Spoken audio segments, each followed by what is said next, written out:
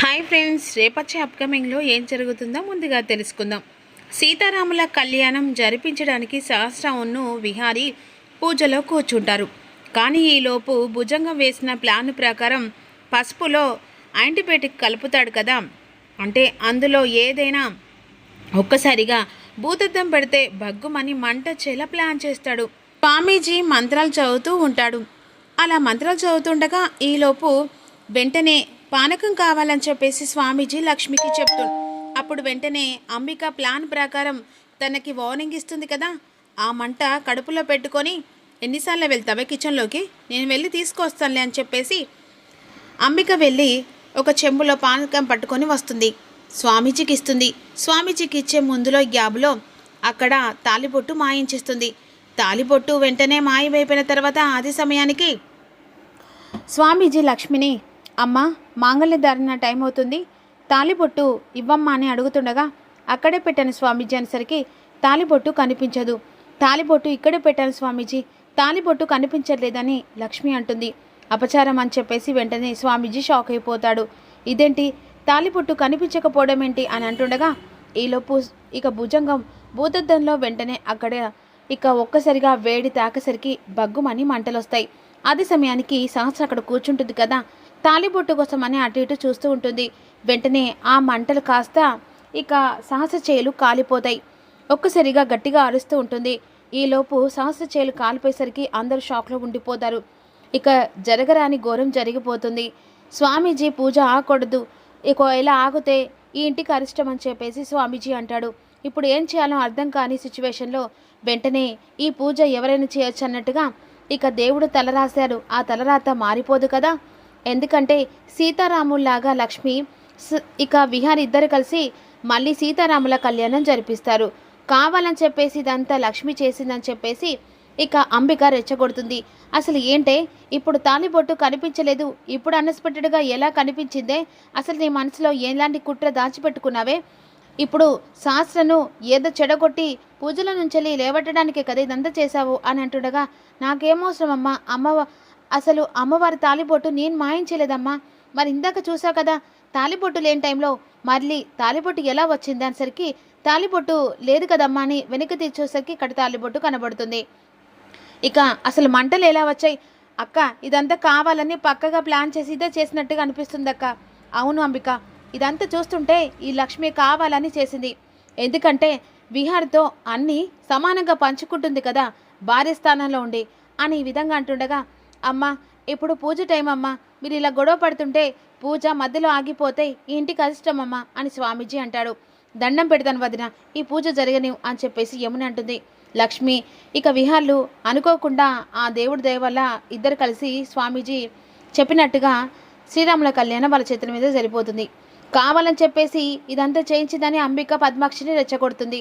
ఒసై, నువ్వు ఏమనుకుంటున్నావే, అసలు నా ఇంటి పని మనిషివా, లేకపోతే ఇంటి కోడలువా, పెత్తనం చేస్తున్నావేంటి, లేకపోతే విహారి గారిని ఉంచుకున్నావా అన్నట్టుగా మాట్లాడుతూ బ్యాడ్గా మాట్లాడుతుంది. అప్పుడు దండం పెడతానమ్మా, మీరు లేనిపోని నిందలు వేయకండి, అంతే కదనే, ఇందాక నా కూతురు కూర్చున్నప్పుడు తాలిబొట్టును కనిపించది, తర్వాత తన చేతులు ఎలా కాలే, ఇదంతా నువ్వేగా పక్కాగా ప్లాన్ చేసావు, ప్రతి ఒక్కటి నువ్వే కదా అక్కడ ఉండి చూసుకున్నావు, ఇదంతా నువ్వే చేసి మళ్ళీ ఏం తెలియనట్టు మాట్లాడుతున్నావా, నీలాంటి దాన్ని వాళ్ళు మాత్రమే నమ్ముతారే, నేను మాత్రం నమ్మనే అనేసరికి వెంటనే పొద్దునుంచి ఉపవాసం ఉంటుంది కదా లక్ష్మి, కళ్ళు తిరిగినట్టు అనిపిస్తుంది. వెంటనే లక్ష్మి ఎవరికి తెలియకుండా బయటికి వెళ్ళిపోతుంది. విహారి అనుమానంతో లక్ష్మి ఏంటి ఎవరికి చెప్పకుండా అలా బయటికి వెళ్తుంది. లక్ష్మి అని చెప్పేసి పిలుస్తాడు. ఏంటి బాబు ఎక్కడికి వెళ్తున్నావు? ఎక్కడికి లేదు బాబు, అలా బయటికి వెళ్దామని. నేను రావన్నా? వద్దులే బాబు, నేను వెళ్ళి అలా వస్తాను అని చెప్పేసి వెంటనే పండును తీసుకొని లక్ష్మి వెళ్ళిపోతుంది.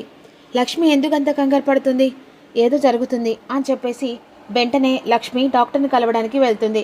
డాక్టరు అక్కడ వేరే వాళ్ళకి చూస్తూ ఉంటాడు. ఈలోపు పండు వెళ్ళి చిట్టి తీసుకుంటాడు. హాస్పిటల్ దగ్గరికి అక్కడికి విహారీ లక్ష్మికి తెలియకుండానే వస్తాడు. ఇదేంటి లక్ష్మి ఒక మాట హాస్పిటల్కి వెళ్తానంటే తీసుకొచ్చేవాడిని కదా, వీళ్ళేంటి అని చెప్పేసి లక్ష్మి దగ్గరికి వెళ్ళి మాట్లాడమసరికి లక్ష్మి అప్పుడే అపాయింట్మెంట్ వస్తుంది. డాక్టర్ని కలవడానికి లక్ష్మి వెళ్ళిపోతుంది. లక్ష్మి ఆ డాక్టర్ చెకప్ చేస్తాడు. చాలా నీరసంగా ఉన్నావు, ఇప్పుడు నువ్వు కడుపుతో ఉన్నావు, 3వ నెల, ఇప్పుడు నువ్వు చాలా స్ట్రెయిన్ కాకూడదు అని చెప్పేసి ఈ విధంగా అంటుండగా వెనుక నుంచెలి లోపల ఏం జరుగుతుందని వెంటనే లక్ష్మిని కోపం గడవడానికి డోర్ తీసుకుని వచ్చేసరికి లక్ష్మి వెనకాల షాక్ అయిపోతుంది. డాక్టర్ ఇక వెంటనే లక్ష్మికి నువ్వు కడుపుతో ఉన్నావు కదా, అంతేకాకుండా చాలా నీరసంగా ఉన్నావు, జాగ్రత్తగా ఉండాలి, లేకపోతే ఫ్యూచర్లో పాప బాబుకి ప్రమాదం అని చెప్పేసి అంటాడు. వెంటనే విహారీ వెనకాల నుంచి వింటాడు. లక్ష్మి విహారీ వచ్చింది గమనించుకోకుండా థ్యాంక్ యూ డాక్టర్ అని చెప్పేసి వెళ్ళిపోతుంది. అసలు ఏం జరుగుతుందని చెప్పేసి అర్థం కాని సిచ్యువేషన్లో మళ్ళీ లక్ష్మి పండు వెళ్ళిపోయిన తర్వాత విహారీ లోపలికి వెళ్ళి డాక్టర్ని కలుస్తాడు. ఇక అపాయింట్మెంట్ తీసుకున్నారా? లేదు డాక్టర్, చిన్న ఇన్ఫర్మేషన్ ఇందాక వచ్చిందా లక్ష్మికి ఏమైంది డాక్టర్? ఓ షీస్ ప్రెగ్నెన్స్, తను 3వ నెల, కాకపోతే చాలా వీక్గా ఉంది, టెన్షన్ పడుతుంది, బీబీ కూడా చాలా డౌన్గా ఉంది అని విధంగా డాక్టర్ చెప్పిన మాటలు విని ఒక్కసారి షాక్ అయిపోతాడు. డాక్టర్ ఇక తన రిపోర్ట్లు ఉన్నాయా? ఇదిగో అని చెప్పేసి వెంటనే రిపోర్ట్లు చేతికి ఇచ్చేసరికి రిపోర్ట్లను చూసి ఇంకో షాక్లో ఉండిపోతాడు. అంటే లక్ష్మి కడుపుతో ఉంది అంటే నా ఇంటికి వంశాంకుడు. మరి లక్ష్మి ఈ మాట ఎందుకు చెప్పలేదు? లేదు, లక్ష్మిని ఖచ్చితంగా అడగాలి, ఎందుకు ఇలా దాచిపెడుతుందో. అసలు ఈ సమయం సంతోషంగా ఉండాలి, కానీ లక్ష్మి మాత్రం ఎవ్వరికి చెప్పకుండా తనలో తానే బాధపడుతూ కడుపు విషయం కూడా తెలియకుండా ఇలా ఎందుకు చేస్తుంది అని చెప్పేసి విహారీ లక్ష్మి వెనుకాల వస్తాడు. ఇక మరోవైపు అంబిక పద్మాక్షిని రెచ్చగొట్టు దాన్ని ఎలాగైనా ఇంట్లో నుంచి పంపించితే ఇక ప్రాబ్లంకి సొల్యూషన్ దొరుకుతుంది అనుకుంటుంది. అక్క ఒకటి అడగాలనే. ఏంటి అంబిక? ఏం లేదు, రోజు రోజుకి ఇంట్లో అసలు ఏమవుతుందో అర్థం కావట్లేదు. ఆ లక్ష్మి ఎప్పుడైతే మన ఇంట్లో అడుగు పెట్టిందో మనకంటూ ఒక అధికారం అర్హత లేకపోయింది. అంతా లక్ష్మి లక్ష్మి అని చెప్పేసి జపం చేస్తున్నారు. అంతేకాకుండా ఇప్పుడు సహస్ర కడుపుతో ఉంది, తనకి ఏం చేయాలో అర్థం కావట్లేదక్క. ఏంటి సహస్ర?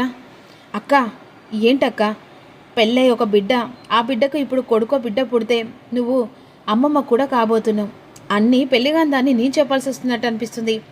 ఏంటి సహస్ర ఏమంటున్నావు? అక్క శ్రీమంతం జరిపించాలి, ఎందుకంటే ఇప్పుడు సహస్రకు 4వ నెల కూడా దాటిపోయి ఇప్పుడు 5వ నెల కూడా దగ్గర పడుతుంది.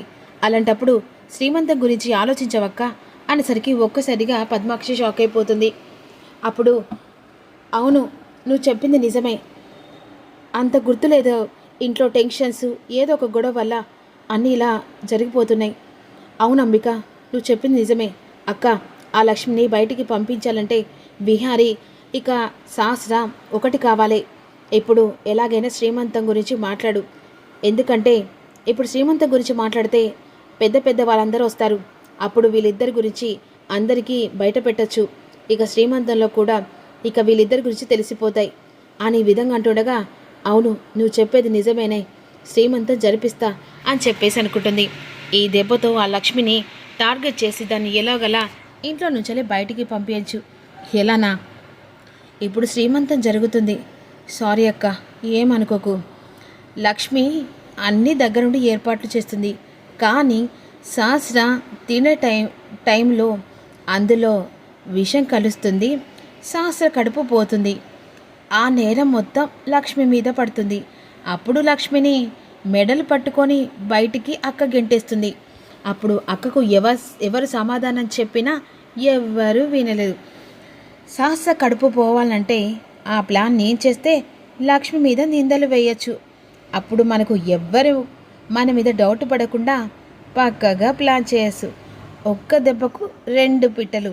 ఓసే లక్ష్మి, నన్ను ఎలా అవమానించావే ఈరోజు? అసలు నా ఇంట్లో నాకే అధికారం లేకుండా చేస్తున్నావు కదనే. చూడవే, ఈ దెబ్బతో నీ జీవితం మీద దెబ్బ కొట్టబోతున్నానే. ఒక్క దెబ్బకు 2 పిట్టలు అని విధంగా అంబిక ప్లాన్ చేస్తుంది. ఇక ఈలోపు లక్ష్మి ఇంటికి వస్తుంది. లక్ష్మి ఎక్కడికి వెళ్ళావు అని విహారీ తెలియనట్టు అడుగుతాడు. అంటే బాబు అలా బయటికి వెళ్ళే వచ్చాం, గుడికి వెళ్ళాం.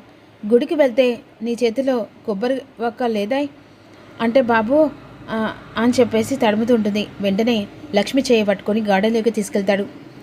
వెంటనే చేయి తీసుకొని నెత్తి మీద పెట్టుకొని ఇప్పుడు నిజం చెప్పు, నువ్వు ఎక్కడికి వెళ్ళేసరికి ఏంటి బాబు ఇలా ఒట్టు వేసి నిజం చెప్పమానే కొత్తగా నేర్చుకుంటున్నావా? లేదు లక్ష్మి, నువ్వు కొత్తగా నేర్చుకుంటున్నావు. కొన్ని విషయాలు కూడా నాకు చెప్పనంత దాచిపెడుతున్నావు కదా. ఏ విషయం బాబు? నేనే విషయం మీ దగ్గర ఎప్పుడు దాచిపెట్టలేదా? అవునా? నిజం చెప్పు, నువ్వు ఏ విషయం కూడా దాచిపెట్టలేదా? నా మీద ఒట్టేసి ఇక విహారి గారు, నేనెక్కడ ఏ విషయం మీ దగ్గర దాచిపెట్టాలని చెప్పు. మీరు పొరపాటు పడుతున్నారు బాబు.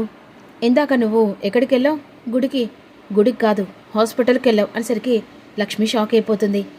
నేను హాస్పిటల్కి వెళ్ళాను బాబు. అవును, నువ్వు హాస్పిటల్కి వెళ్ళావు. హాస్పిటల్లో అసలు నువ్వు ఎందుకు వెళ్ళావు కూడా కారణం కూడా తెలిసింది అనేసరికి లక్ష్మి విహారి వైపు షాకింగ్గా చూస్తూ ఉంటుంది. ఎందుకు లక్ష్మి, ఎందుకు ఇంకా నన్ను నమ్మించి మోసం చేయాలనుకుంటున్నావు? నువ్వు కడుపుతో ఉన్న విషయం ఏ రోజు బయటపడకుండా ఉంటుంది అనుకుంటున్నావా? నువ్వు ప్రెగ్నెన్స్ అని ఈ విషయం నాకు తెలిస్తే, అమ్మకు తెలిస్తే ఎంత సంతోషపడతారో దాని గురించి ఆలోచించకుండా ఇలా దాచిపెడితే ఏమొస్తుంది? బాబు, ఇది విషయం నీకు ఆల్రెడీ నాకు డాక్టర్ చెప్పాడు. అది కాదు బాబు, కడుపుతో ఉన్న విషయం తెలిసి ఇప్పుడు సహస్రమ్మ కూడా కడుపుతో ఉంది. తనకు కూడా రేపు మాపో కొడుకో బిడ్డ పుట్టబోతున్నాడు. ఈ విషయం తెలిస్తే ఎవరు ఎన్ని చెప్పినా నీ కడుపులో బిడ్డ నా బిడ్డ, ఈ ఇంటి వంశాంకురం అని చెప్పేసి తెగించి చెప్తాడు విహారీ.